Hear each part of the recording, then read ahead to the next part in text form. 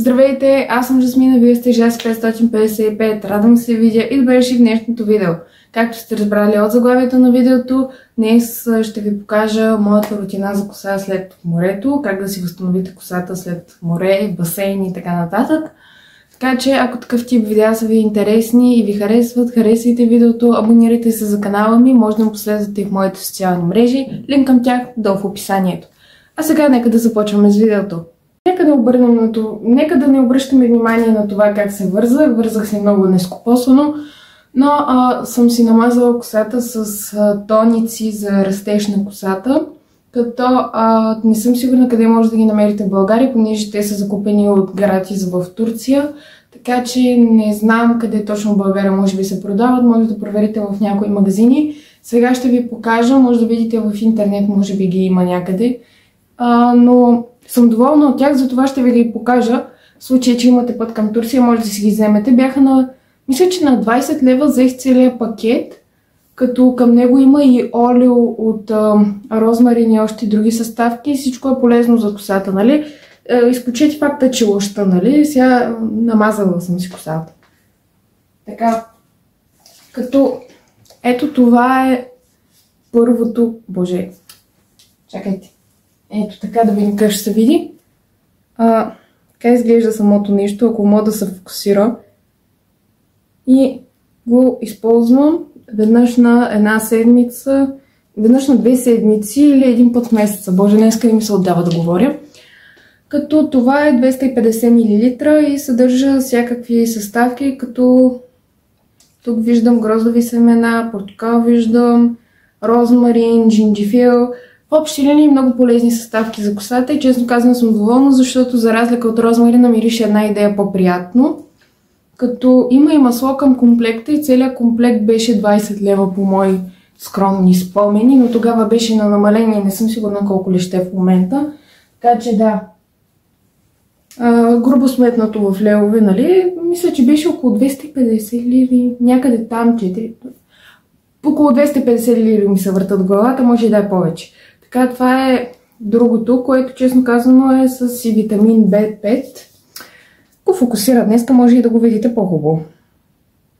Това представлява, в смисъл ето тук горе е самата марка на това нещо. Може да видите в интернет къде се продават и на каква цена. То също е 250 мл. Олиото мисля, че е от 100 мл, 150 мл, някъде там е самото олио. То е едно малко. Сега всъщност ще ви го покажа една секунда, само да отида да го взема и него. Така, ето го самото олио, опа 30 мл, моя грешка, не знам защо реших, че е повече, но не знам какво виждате, ето така изглежда и отзад на кутията. Това е самия край на кутията, тук е описано как да се ползват с олиото, стъпка по стъпка. Има го на турски, може да използвате преводача, за да си го преведете. Ако не разбирате езика, разбира се. В случая трябва да се изчака време, нали, от 3 до 4 часа след като се нанесе върху косата, за да попие хубаво. Така пише в инструкциите, така че това правя и аз. Иначе ето така изглежда самата опаковка на самото нещо. Идва си с инструкции и с всичко. И е годно 12 месеца след отваряне, така че да. Като всеки тоник е за нещо различно, например този с плодовете отпред, дето е тук. Тоест, ето този е за лесно разресване и така нататък, по-сияйна коса. А другото е за самия растеж, заедно с олиото. Тук долу на земята ги оставям, защото няма къде да ги сложа около мен. Като пръсквам в корените първо от едното, втривам с ръцете, после втривам другото с ръцете, като гледам равномерно да разнеса през корена и след това по цялата коса разнасям с ръце и после с ето това, което пак е закупено в Турция, но навсякъде вече го има, така че не знам всъщност как се нарича самото нещо, но трябва да ви покажа всъщност как се нанася и олиото за коса и така нататък. Така че, да, сега ще ви покажа, нали, нататък колията за коса, които си слагам на главата, по дължината и краищата. Моля, не обръщайте внимание, нали, на цъфтящите краища в момента. И съм се постригвала от април месец. Днеска, мисля, че 1 август. Не знам. Август месец, смяна се, съм се постригвала от април. Ясна работата. Сега ще покажа какво смесвам за краищата и ще покажа как изглежда готовата смес. Така че с вас ще се видим сега. Извинявам се, ако се чува шум от другата стая. Брат ми вдига шум и отказва да намали шума, така че ако чувате нещо и аз почвам да се оплитам и говоря по-високо, е за да не го чувате. Да. Както и да е. Ако имате брат и сестра, ще разберете какво е, когато вие правите нещо и тя прави напук. Но, нека да се фокусираме върху дължините сега и краищата на косата, като аз съм си взела това кокосово масло от 620 мл в DM се продава. Айде, фокусирай днес, благодаря. Така, като органично беше 14 лева. Има и по-малки разфасовки. Аз това го ползвам от ноември миналата година. От ноември месец. Така че, както виждате, почти съм го изхъбила, така че горе-долу за срок от около 1 година ще ви стигне. В случай, ако се чуете защо е така, в Пловдив в момента е 40 градуса, така че не само на нас не е топло, това направо се стопи. Да. Другото, което ползвам, е ето това бадемово масло на Риван? Не знам как се казва. Ето така изглежда, намира се и в DM и в Лили. То е 100 мл, като мисля, че беше на цена от около 6 лева. Всички тези продукти са някъде средна цена и честно казвам издържат изключително много време, около 3 до 4 месеца, според зависи колко често правите такава терапия. Пак почна да говоря бързо. Да, защото виждам, че няма да ми стигне времето. Другото нещо ето това олио на Balea Professional Oil Repair Intensive. Ето това нещо, което съм показвала в предишни мои видеа. Е 100 мл. Мисля, че беше и то някъде около 4 до 6 лева. Беше много добро, затова си го взимам постоянно и ви го показвам. Другото нещо, което използвам в момента е ето това олио на Икаров Жожоба. Ако днес камерата ми реши да фокусира, ще стане много добре, но ето така изглежда самото олио. То е 30 мл и мисля, че беше около 7 лева. Може да го намерите и по-евтино, просто по-евтиното беше и шепъл, когато аз отидох да си го купувам. Другото нещо, което е, това е арганово масло от 20 мл. В Турция са по-големи и оттам си го бях взела. Но в България също има арганово масло, може да си го закупите от тук. Други неща, които съм си взела от Турция за косата в момента са това сусамово олио, което също е, това е 50 мл. Което го ползвам от изключително доста време. Бях го взела за една маска за коса, която се оказва пълен буклук. Но това върши някаква работа, не знам. Просто си го използвам, защото не знам за какво друго да го използвам. Другото, което е, това е олио от чесън, което принципно е благоприятно за растеж на косата. То е 50 мл, изглежда по този начин. Може да го нанасяте в корените. Аз съм го сложила в момента към краищата, просто защото в корените ползвам други неща, и честно казвам, срока на годност ще му изтече скоро, така че трябва да го оползотворя за нещо. Така че да.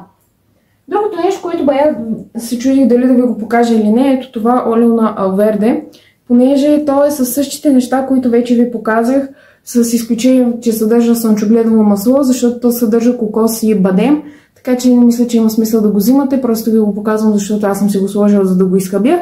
То е 100 мл, лубенично, мисля, че беше до около 10 лева, то е по-скъп, така че не знам. Мен ако питате, няма смисъл да си го взимате. Но да, сега ще си нанеса по краищата, но преди това ще ви покажа нещата, които използвам аз в банята, смисъл за след като си трябва да си измия косата и след това ще ви покажа финалния резултат, след като я оставя да бъде изсушена без сешуар, защото да, няма смисъл, в момента е достатъчно топло, за да си изсъхне самостоятелно, няма нужда да включвам сешуар и да се разтапям тук. Така че сега ще ви покажа какво използвам, за да си измия косата и след това ще ви покажа финалния резултат, като е суха. Така, като първо започваме с това. Хайде дей. Така изглежда самото нещо. То е като скраб за коса. Аз честно казвам го ползвам само за да си отмия тониците. Предимно не го ползвам само когато си правя терапия за коса. А иначе през другото време първо си смесвам кокосово масло и арганово масло и това правя за косата, за да си я поддържам бляскава и така нататък. Така че, да, смисъл, през повечето време това е само веднъж месеца, 2 пъти, най-много. Зависи, нали, дали косата ми има нужда или не, аз си преценям в последствие. Така, след това си нанасям ето това, което наскоро си купих, но съм доста доволна и това е Garnier Fructis SOS Damage Eraser Keratin Filler с 19% кератинов комплекс. То е ето толкова, то е 200 мл, като това тук е, ако мога да кажа, ще кажа, чакайте само да го намеря, 250 мл е, така че да. Diamond Gloss е шампуана на Nivea, който ползвам, 400 мл, мисля, че беше на цена от 8 и нещо, 9 лева, не съм много сигурна. Така че да, но иначе е много хубав и много хубаво измива косата, придава и един блясък и наистина го харесах, така че да, струва си парите. Така, за маска, принципно се чудех коя да ви покажа, но принципно, както знаете, аз съм много доволна от ето тая маска тук на Garnier с папая, така че да, смисъл препоръчвам я, мисля, че беше на цена от 12 и нещо или 11 и нещо, не съм много сигурна, но парите си заслужават, мирише много хубаво и честно казано изключително добре възстановява косата и е една от най-добрите маски, които аз съм ползвала някога за моята коса, така че ако имате увредена коса и мисля, че това е доста добър вариант за вас. Честно казано е доста и бюджетен вариант, предвид факта, че е 12 лева, а има маски за доста повече пари, които вършат буквално същото, така че може да си я вземете. Това е маската, която възнамерявам да ползвам сега с ананас. Не съм най-големия фен на ананасите, принципно, но аромата е приятен. Щом аз го понасям, става. Това е маска за дълга коса, без блясък и принципно трябва да е и за възстановяване, защото пише така. И така че предполагам, ще видим какво ще направи днес, но както ви казах, препоръчвам да си вземете тази с папая. Ще видим тази струва ли си, не си ли струва, но е на същата цена като другата, така че не знам. Но иначе маските на Garnier са хубави от тази серия, харесват ми, защото наистина правят това, което се казва, че правят, така че се надявам това да е същото. Те са и двете от 390 мл, така че ще видим мнението ми за тази. Другото, което използвам е ето този балсам от същата серия на шампуана на Nivea с Diamond Gloss, който между другото е доста хубав и придава мъкота и блясък и наистина прави това, което трябва, така че да, за интензивна грижа за гладка на допир коса с масло от роза. Осигурява естествен блясък, 200 мл и мисля, че беше на цена от около 7 лева.